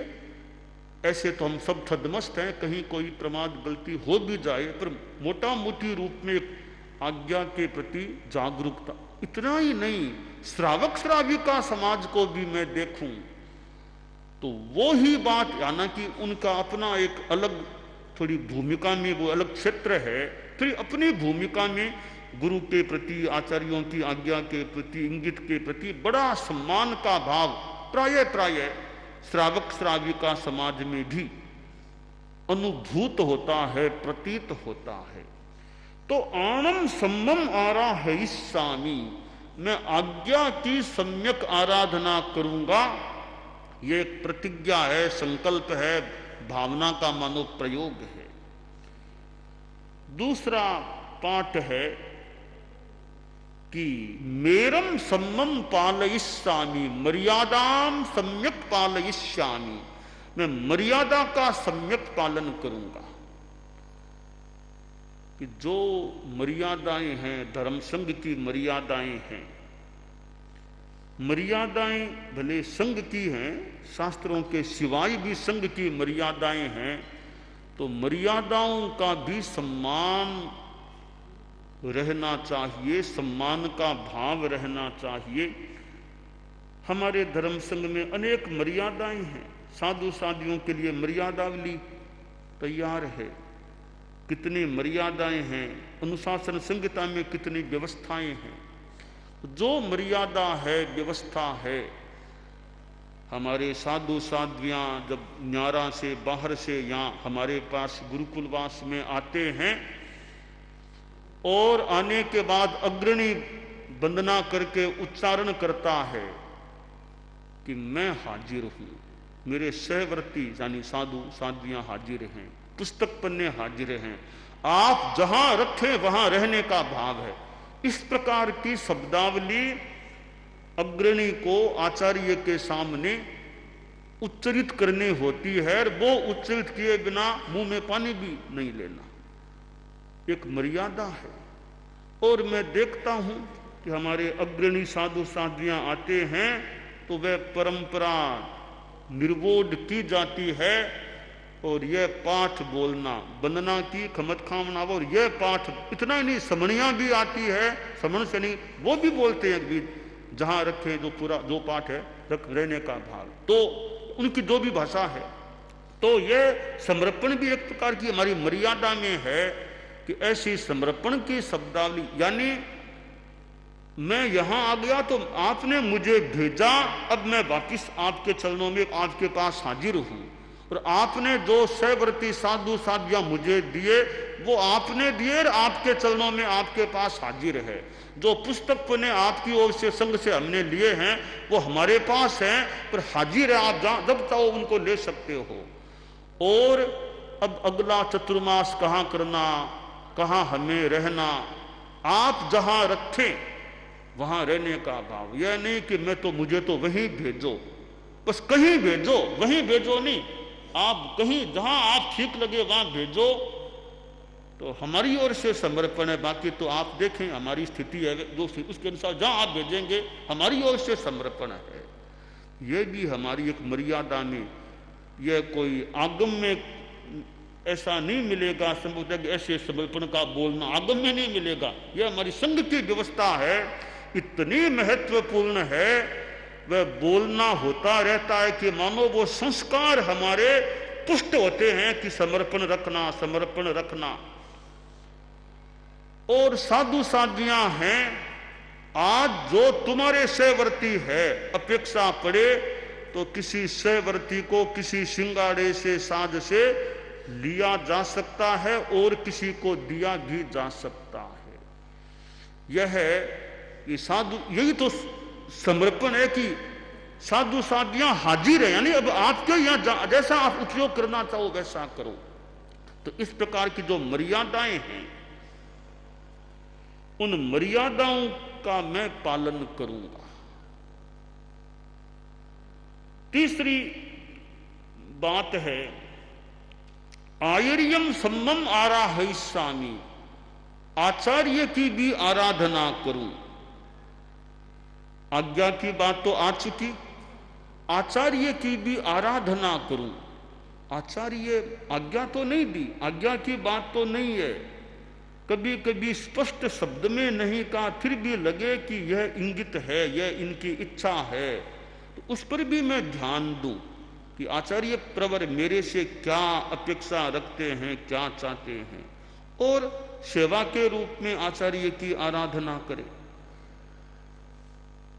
सेवा तो आचार्य की ही नहीं, और भी सेव्य हैं उनकी सेवा होनी चाहिए। और सेवा ठीक है, जो भी सेवा सापेक्ष हैं उनकी सेवा होनी चाहिए। बीमार रुग्ण वृद्ध अक्षम साधु साध्वियां हैं, हम उनकी सेवा के प्रति भी जागरूक करें, भी उनकी भी सेवा करें। और वह उनकी सेवा एक प्रकार से आचार्य की सेवा है, संघ की सेवा है। ब्रूते तीर्थ करो मान, मम सेवा कृता तेने ब्रूते तीर्थ करो महान। वैया वित्यम कृतम येने मुने रुग्णस्य भावतः मम सेवा कृता तेने ब्रूते तीर्थ करो महान। पंचसूत्रम का श्लोक है। जिसने रुग्ण मुनि की सेवा की है कि तीर्थंकर कहते हैं उसने मेरी सेवा की। तो जो हमारे धर्म संघ में अवस्था आ जाती है, कोई बीमार भी हो जाते हैं, उनकी सेवा के प्रति जागरूकता, भाई कोई असहाय महसूस न करे, व्यवहारिक रूप में जितनी हम सेवा कर सकें, जितनी अपेक्षा हो, जितनी सामग्री की अनुकूलता हो, हम सेवा करें। तो आचार्य की आराधना, कि आचार्य की भी सेवा। अब आचार्य अलग अलग अवस्था के, मान लो वृद्ध अवस्था के आचार्य हैं, शरीर भी प्राय सक्षम है, तो ज्यादा सेवा की अपेक्षा ज्यादा है, और ज्यादा सेवा की अपेक्षा न पड़े, क्योंकि अवस्था भी बहुत वृद्ध, अब अवृद्ध है तो अपने आराम से अपना चलना फिरना कर सकते हैं, और ज्यादा कोई दवाई की जरूरत नहीं है, ज्यादा परवस्था नहीं है। अच्छी बात यही है कि परवस्था ज्यादा न आए। सर्वम परवसम दुखम सर्वमात्मवसम सुखम, जितनी परवस्था न आए आदमी के वो अच्छी बात है। शरीर इतना सक्षम हो कि परवशता न रहे, अपना काम सामान्य आदमी खुद कर सके, तो जो आचार्य फिर कई वृद्ध अवस्था के हो जाएं, उनकी और ज्यादा सेवा की अपेक्षा हो सकती है। तो आचार्य की आराधना करना। अब जैसे खेतसी स्वामी का प्रसंग है, आचार्य भिक्षु के समय की बात। आचार्य भिक्षु को कुछ स्वास्थ्य में कठिनाई हो गई, रात में कई बार यूं उठना पड़ा या जागना पड़ा।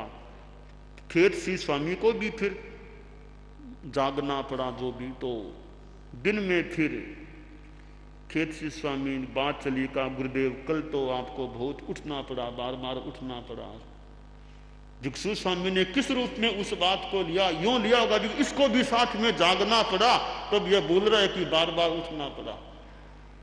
स्वामी जी ने कहा खेतसी कल भी स्थिति थी, आज भी पता नहीं रात में कितने बार उठना पड़े, जागना। परंतु एक बात है, आज अपेक्षा भी पड़ेगी, तो तुम्हें जगाने का त्याग है, तुम्हें आज जगाने का त्याग है। खेतसी स्वामी का कहा गुरुदेव यह क्या त्याग किया आपने? मुझे जगाने का त्याग क्यों किया? मैंने त्याग कर दिया, मैंने त्याग कर दिया। तो भी अब देखिए आचार्य की आराधना। खेतसी स्वामी बोले गुरुदेव ठीक है, आपने त्याग कर दिया तो कर दिया, आपने मुझे जगाने का त्याग किया है ना, आज मुझे रात में सोने का ही त्याग है, सोने का ही त्याग है। फिर आज किसको जगाओगे? मैं जागता ही रहूंगा, आज आपकी सेवा में हाजिर रहूंगा।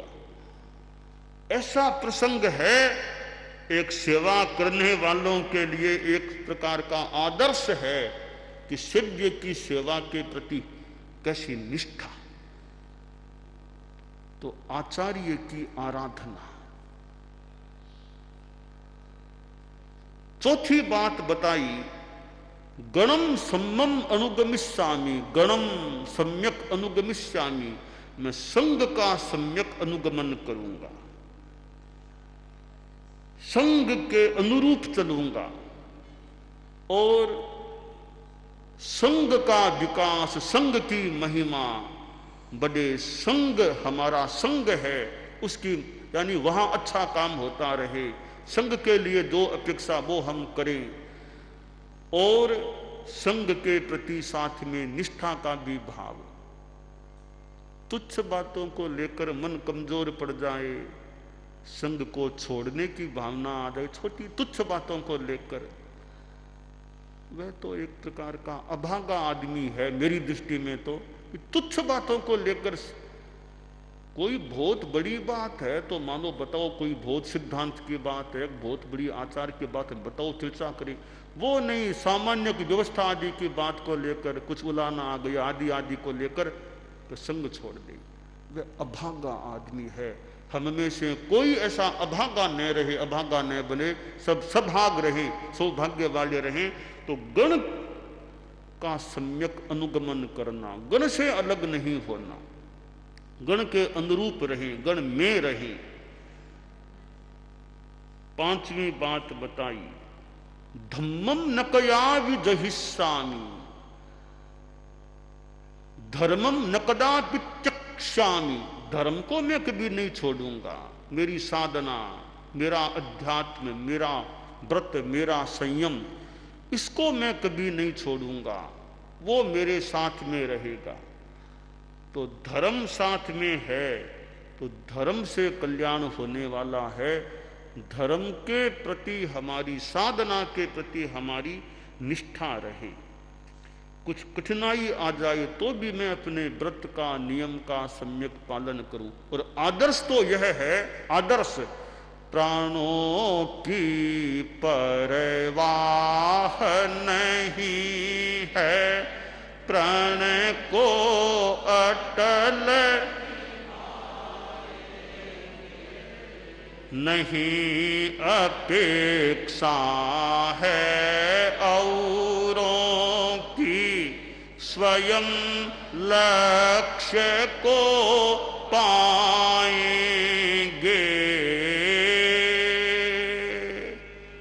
एक तुम्हारे ही वचनों का, एक तुम्हारे वचनों का भगवन प्रतिपल सबल सहारा। प्रभो तुम्हारी पावन पथ पर जीवन अर्पण है। बढ़े चले हम रुके न क्षण भी, हो यह दृढ़ संकल्प हमारा। प्रभो तुम्हारे पावन पथ पर। तो धर्म को कभी नहीं छोड़ना। हमारी महाव्रत समितियां, गुप्तियां, इनके पालन के प्रति हमारी जागरूकता रहे। ये महाव्रत तो हमारे लिए कितनी बड़ी संपत्ति है। तो कुछ कठिनाइयां आ जाएं तो उनको हम जितना संभव हो सके झेल लें, अपने धर्म को कभी नहीं छोड़ें। तो यह आज्ञा, मर्यादा, आचार्य, गण और धर्म, हम इनकी आराधना में, इनके परिपालन में, इनके अनुगमन में जागरूक रहें तो यह हमारे लिए कल्याणकारी बात हो सकती है। तो मर्यादा महोत्सव समारोह का आज तीसरा दिन है और कल मेन दिन, चौथा दिन, सप्तमी का दिन, माघ शुक्ला सप्तमी का कल है। तो हम इस मर्यादा महोत्सव से, जो वर्ष में एक बार आयोजित होता है, प्रेरणा प्राप्त करें और अपने संयम जीवन को पुष्ट रखने का प्रयास रखें और भी स्वाध्याय आदि का विकास करते रहें। हम संघ की सेवा करते रहें और हमारे धर्म संघ के जो सदस्य हैं उनकी संभाल जहां अपेक्षा संभाल भी करते रहें और अपना अच्छा परिश्रम जितना कर सकें परिश्रम करते रहें, शक्ति का सम्यक नियोजन करते रहें। यह हमारे लिए काम्य है। दानान सिद्धम अभयपयाणम सच्चे सुया अणवज्जं वयन्ति तवे सुया उत्तम बंभचेरम लोगुत्तमे समणेनाय पुत्ते।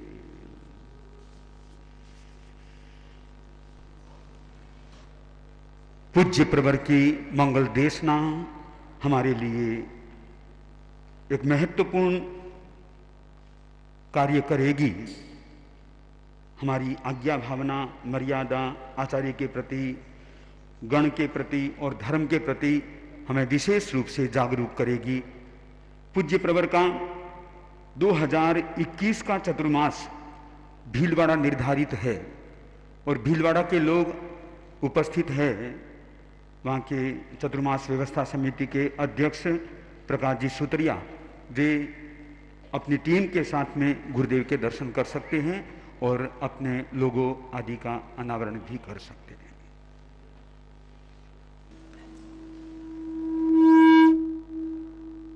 कोटि सा नमन। अनुकंपा के आलय, श्रद्धा के शिवालय, शांति दूत, महातपस्वी आचार्य प्रवर के सुपावन चरणों में श्रद्धा सिक्त वंदन। ममता की मंदाकिनी, समता की प्रतिमूर्ति, असाधारण साध्वी साधु को प्रमुखा श्री जी को भक्ति भरा वंदन। मुख्य मुनि प्रवर, मुख्य नियोजिका जी, साध्वी वरिया जी आदि समस्त चारित्र आत्माओं को भाव भरा वंदन। बनते तेरा पंथ की उद्गम स्थली, आचार्यों की बोधि स्थली, जन्म स्थली, दीक्षा स्थली, कर्म स्थली, तिलक स्थली, निर्वाण स्थली तथा अनेक साधु साधुओं की तपोस्थली, भामाशाह, राणा सांगा, कुंभा, महाराणा प्रताप, पद्मावती, पन्नाधाय जैसे सैकड़ों वीरों और वीरांगनाओं की भक्ति, शक्ति, अनुरक्ति और विरक्ति की अमर गाथाओं का संगान करने वाली मेवाड़ी वीर भूमि अपने आराध्य की अगवानी करने के लिए उत्सुक हो रही है। भगवान आप श्री ने जब से चातुर्मास प्रदान किया तब से भीलवाड़ा का संपूर्ण श्रावक समाज एवं संपूर्ण मेवाड़ वासियों का उत्साह निरंतर बढ़ता जा रहा है। 21 तारीख को होने वाले दायित्व हस्तांतरण, ध्वज हस्तांतरण के इन पुनीत पलों में हम अत्यंत पुलकित हैं। करीब 260 वर्षों से रीति झोली भरकर आपने जो भीलवाड़ा वासियों पर अनुकंपा की, उसके लिए हम सदैव कृतज्ञ रहेंगे। कभी कभी ऐसा लगता है हम भक्तों की भावना, प्रार्थना अभी भी विराम नहीं ले रही है। हमारी आस्था यह कहती है हम जो भी अर्जी श्री चरणों में प्रस्तुत करेंगे उस पर मर्जी की मोहर लगेगी ही। गुरुदेव, तेरा पंथ के इतिहास में भीलवाड़ा का नाम सुनहरे शब्दों में अंकित हो सके, ऐसा कोई अनमोल अवसर हमें अवश्य प्रदान करावें। हे इतिहास पुरुष, सप्तवर्षीय महान ऐतिहासिक प्रलंब यात्रा संपन्न कर जब मेदपाट की धरा पर आप श्री का मंगल पावन प्रवेश हो, तब मेवाड़ में विराजित सभी साधु साध्वी वृंद उस दुर्लभ दृश्य के प्रत्यक्ष साक्षी बन सके, ऐसी उद्घोषणा करवाएं। आज ही आदेश दिलवाएं जिससे मेवाड़ में विराजित सभी चरित्र आत्माओं का उल्लास उत्सव में बदल जाए। हे कीर्तिधर, आप श्री के कीर्तिमानों की कड़ी आगे से आगे जुड़ती बढ़ती जा रही है। 2021 का चतुर्मास भी 21 हो, इसके लिए मेवाड़ के दीक्षित सभी संत सतिया जी तथा और भी अधिकाधिक सिंगारों को भीलवाड़ा में अवश्य रखवाएं, ऐसी हमारी पुरजोर विनम्र प्रार्थना है। बंधुओं, आचार्य महाश्रमण प्रवास व्यवस्था समिति भीलवाड़ा की ओर से संपूर्ण जन मेदिनी तथा भारत व विदेश में प्रवासित सभी श्रावक श्राविकाओं को सादर प्रार्थना आमंत्रण देते हुए अत्यंत हर्ष की अनुभूति हो रही है। आप सभी पूज्यवर के दर्शनार्थ हेतु अवश्य पधारें और हमें आतिथ्य सत्कार का सुअवसर प्रदान करवाएं। हे शांति दूत, आगंतुकों की आवश्यकताओं को ध्यान में रखते हुए हमने हर व्यवस्था को सम्यक अंजाम देने का प्रयास किया है और कर रहे हैं। आप श्री हमें ऐसा आशीर्वाद प्रदान करवाएं कि हम आपके इंगित को समझने वाले श्रावक श्राविका बनकर संघ की वृद्धि में अंश मात्र योगभूत बन सके। अंत में प्रभु चरणों में हम संकल्प करें, कुछ ऐसा कर दिखलाएंगे, धरती आसमां के जर्रे जर्रे पर गण गणपति का नाम लिखवाएंगे। ओम अरहम। प्रकाश सूत्रे आपका श्रावक। जय ज्योति चरण, जय जय ज्योति चरण, जय ज्योति चरण।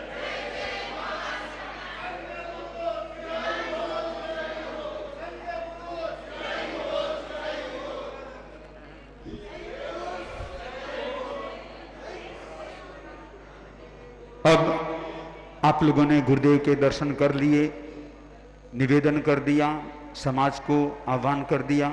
अब इस हॉल में आप लोग नहीं रहेंगे, आपकी अर्जी भी गुरुदेव ने सुन ली है। और गुरुदेव भी कई किस्तों में मेवाड़ की यात्रा करवाते हैं। इस बार भीलवाड़ा चतुर्मास के लिए पधार रहे हैं, कभी चितंबा मर्यादा महोत्सव के लिए भी गुरुदेव पधार सकेंगे। और वहाँ बीकानेर, अभी ठीक सुनो, अभी नहीं, ठीक है, वहाँ भास्कर पत्र दैनिक भास्कर निकलता है, उसमें अपने कोई विशेष कार्यक्रम के लिए एक मुख पृष्ठ जो कपड़े का था, उस कपड़े को एक गिनीज बुक जैसा उसको सम्मान मिला और उस पर आचार्य प्रवर का संभवतः फोटो सहित भीलवाड़ा का चतुर्मास अंकित था। यह भी एक बहुत बड़ी विशेष बात है। और भीलवाड़ा चतुर्मास के बाद में 2022 का मर्यादा महोत्सव पूज्य प्रवर दीदासर में घोषित है। तो बिदासर के लोग भी यहाँ पर पहुंचे हुए हैं। श्री भैरूदान जी बच्छावत वे अपनी टीम के साथ में यहाँ पर पहुंच रहे हैं। भैरूदान जी बच्छावत, हाँ, वे सभा द्वारा निर्धारित है तो गुरुदेव के समक्ष पहले बैनर का अनावरण कर रहे हैं।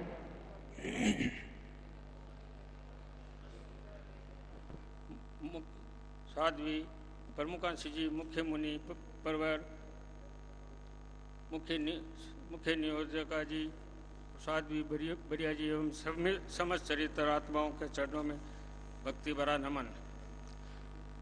157वें मर्यादा महोत्सव पर पधारे हुए सभी पदाधिकारीगण महानुभावों को सादर जय जिनेंद्र। वर्ष 2022 का वर्ध मर्यादा महोत्सव पूज्य परवर द्वारा घोषित बिदासर की पुण्य धरा पर होना निर्णित है। गुरुवर बिदासर की तरफ से आपके चरणों में निवेदन करता हूं कि आपका अधिक से अधिक चरित्र आत्माओं को वीर भूमि पर बिदासर में होने वाले 158वें मर्यादा महोत्सव बिदासर का रजत जयंती मर्यादा महोत्सव में पधारने का निर्देश प्रदान करावें। गुरुवर पूर्वोत्तर भारत तथा दक्षिण की अहिंसा यात्रा आपके चरण थली प्रदेश की तरफ गतिमान होने लगे हैं। आप श्री से विनम्र प्रार्थना करता है क्योंकि समाधि केंद्र आपका लंबा प्रवास हो प्राप्त हो, बिदासरवासी यही उपेक्षा करते हैं। आप उपस्थित श्रावक श्राविकाओं के अनुरोध है आगामी 2022 के मर्यादा महोत्सव में अधिक से अधिक संख्या में बिदासर पधारने का लक्ष्य रखें। पुनः श्री चरणों में नमन करते हुए ओम हरा। अब बिदासर के लोग इस हॉल से और अब आरएसएस से निमंत्रित सदस्य अखिल भारतीय कार्यकारिणी हस्तिमल जी हिरण यदि मेरी बात को सुन रहे हों तो वे अंदर उपस्थित हो सकते हैं। हस्तिमल जी हिरण।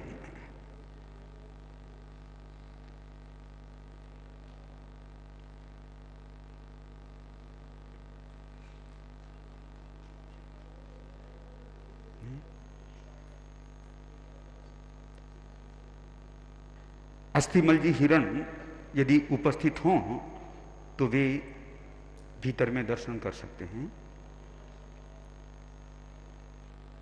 ठीक है, तो कल मर्यादा महोत्सव का मुख्य समारोह पूज्य प्रवर की सन्निधि में लगभग वही समय 12:15 बजे लगभग प्रारंभ हो सकेगा। और अब हम सभी अपने स्थान पर खड़े खड़े परम पूज्य गुरुदेव से मंगल पाठ का श्रवण करेंगे। मंगल पाठ।